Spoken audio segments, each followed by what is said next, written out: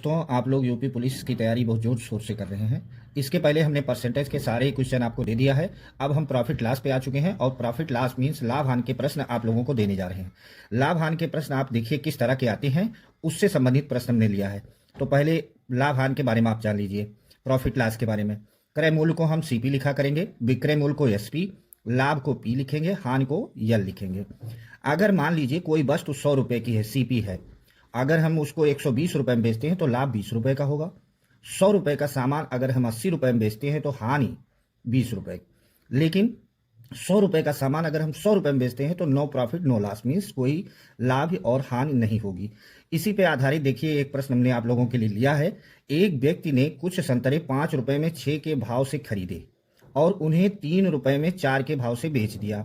उस व्यक्ति को कितने प्रतिशत की लाभ या हानि होगी, ये आपको बताना है। अब इस प्रकार के प्रश्न आपके लिए अगर आए तो आप क्या करिए कि यहाँ पर लिख लीजिए वस्तु या मूल्य। तो आप इसमें मूल्य लिख लीजिए और वस्तु।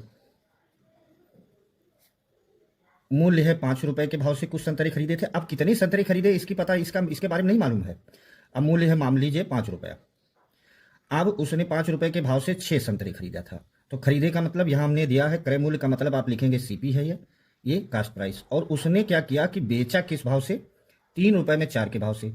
तो 3 रुपए में 4 के भाव से उसने बेच दिया।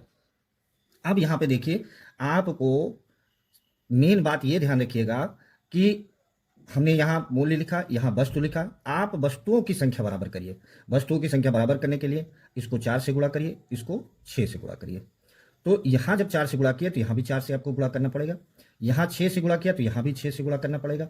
अब वस्तुओं की संख्या तो 24 हो गई। 24 वस्तु खरीदा मान लीजिए, 24 वस्तु उसने बेचा। तो 24 वस्तु खरीदा कितने में था, यहाँ से देखिए 24 वस्तु अगर यहाँ से देखा जाए तो उसने खरीदा कितने में था, 20 रुपए में। और बेचा 24 वस्तु उसने कितने में, 18 रुपए में। तो आपको देखने पे ये लगा कि 20 रुपए में खरीदा और 18 रुपए में उसने बेच दिया। इसका मतलब 2 रुपए कम में बेचा, इसका मतलब हानि हो गई, लॉस हुआ। हानि कितने रुपए की हुई, 20 माइनस 18 बराबर 2 रुपए की। 2 रुपए की हानि हो गई। अब 2 रुपए की हानि कितने रुपए की हुई, हमेशा जो है हानि प्रतिशत आपको बताना है। तो हानि प्रतिशत बताने के लिए 2 रुपए की हानि हुई। खरीद दाम हमेशा कास्ट प्राइस नीचे रहेगा, खरीद दाम 20 रुपए गुणे प्रतिशत में बताना है इंटू 100%, 20 पंचे 100 और ये उसे 10% की हानि होगी।